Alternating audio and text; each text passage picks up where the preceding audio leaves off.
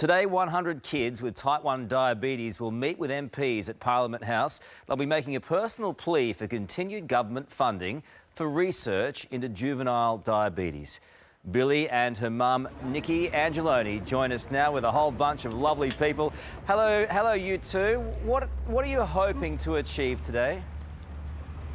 We're hoping that the government will give us $35 million so that we can have clinical trials in Australia. And what difference will that make?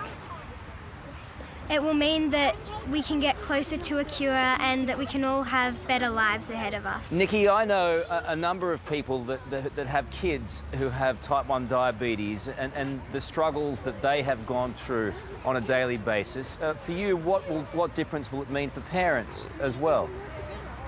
Yeah, I guess as a parent you just walk a constant tightrope trying to get your kids to stay in a safe range between say 4 and 8 and trying not to get too low that it's dangerous or too high that it's dangerous and causes long-term complications. So, you know, 10 finger pricks a day, night-time feedings, 2 a.m, things like that, sleepovers, things that generally kids take for granted. So it's energy sapping, and I'm sure it has a fairly dramatic effect psychologically too for both of you. Can you tell us about that?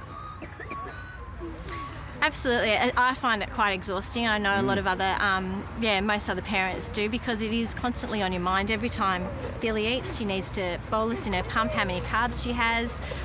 She finger pricks, so it's just a constant daily battle with no breaks for birthdays, Christmas, anything like that. You can never put it to the side of your mind. Billie, something that you would have to deal with on a daily basis, something that a lot of people wouldn't know about. Do you feel a kinship with the people that you're meeting there in Canberra with?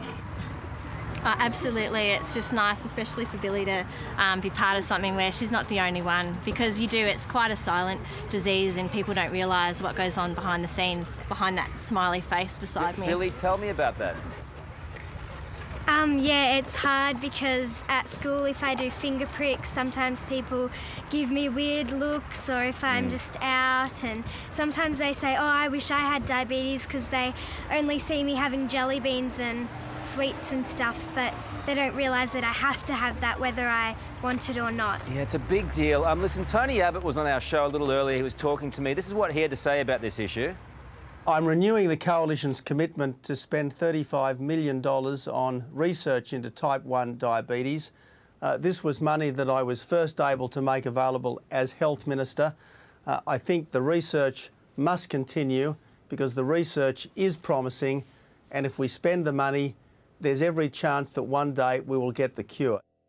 Yeah, that was good. That was good to get that commitment. Billie, what would you say about that? And also, what would you say to the government, who hopefully is listening today?